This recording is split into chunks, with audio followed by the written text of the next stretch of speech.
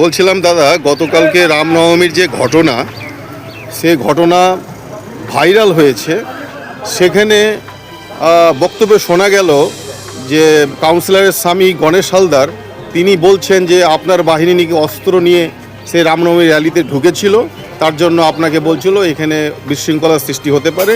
তার জন্য কি বলবেন এই বিষয়ে? দেখুন, আমাদের এই যে রামনবমী যে শোভাযাত্রা হয়, এটা আনুমানিক প্রায় 10 বছর ধরে হয়। এই 10 বছর ধরে মানে আমরা শুরু থেকেই আমরা আছি।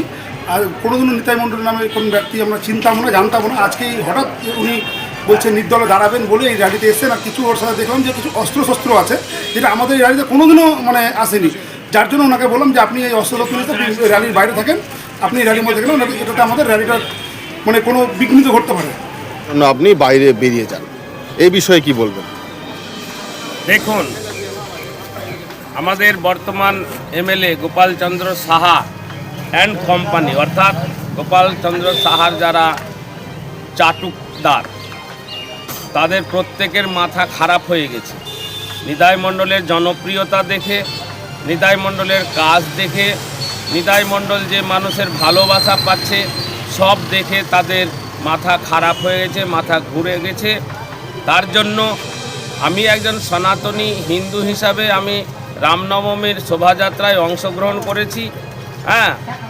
আমাকে দেখে তাদের জ্বালা লেগেছে, তারা চক্রান্ত করে আমাকে শোভাযাত্রা থেকে বের করার চেষ্টা করে। আর আমার লোকজন যে অস্ত্রশস্ত্র নিয়ে গেছে, এই যে বলছে, এটা মানুষ ওখানে যারা ছিল, আমি তো মালদা থানার মেজবাবু সামনেই তো ছিলাম।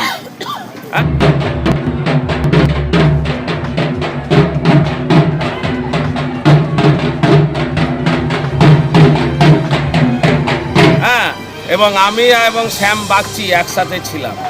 কোথায় আমাদের হাতে বা আমাদের লোকজনের হাতে অস্ত্রশস্ত্র? সর্বপ্রথম র্যালির নিতাই মণ্ডলী ছিল। তো এই সব ফালতু কথা, মিথ্যা কথা বলে চিরা ভিজবে না। মানুষ বাস্তব সত্যটা জেনে গেছে।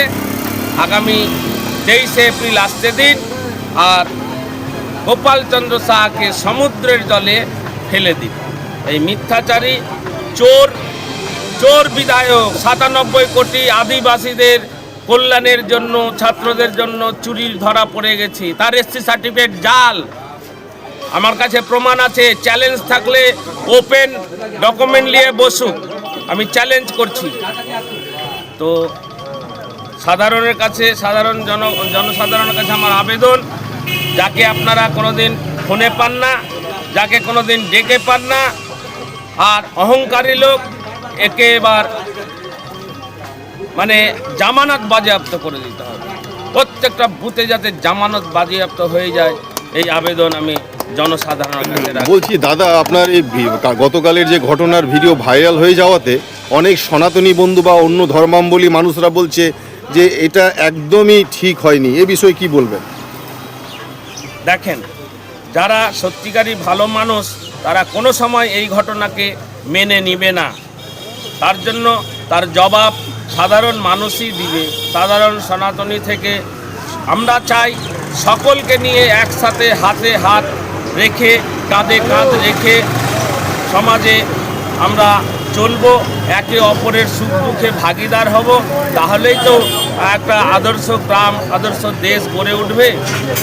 তো সাধারণ মানুষ গতকালকের ঘটনা দেখেছে, সাধারণ মানুষ এবার তার বিচার করবে। ধন্যবাদ। বলছিলাম দাদা, গতকাল এই 3 নম্বর ওয়ার্ডের কাউন্সিলরের স্বামী গণেশ হালদার রামনবমী একটা ধর্মীয় অনুষ্ঠানে দুঃখীর বন্ধু নিতাইদাকে যে অগত্য ভাষায় গালিগালাজ করেছেন, এই বিষয়ে আপনি কি বলবেন? এই বিষয়ে আমি বলতে চাই যে ভুল হয়েছে, যে গাল দিয়েছে তার ভুল হয়েছে, আর এইভাবে বলাটা উচিত হয়নি।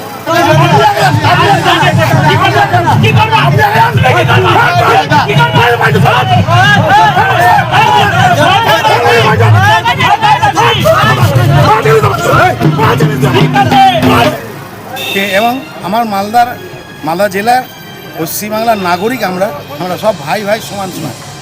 যে ভোট দিব, ভোট নিব, তারই মধ্যে আমি অনুমতি দেব না যে এটা ও এটা ও, যে আমার কর্মীরা যদি ভালো থাকে তা আমি ভোটে জিতবো, আমার কর্মীরা যদি ভালো থাকে আমি অবশ্যই ভোটে জিতবো।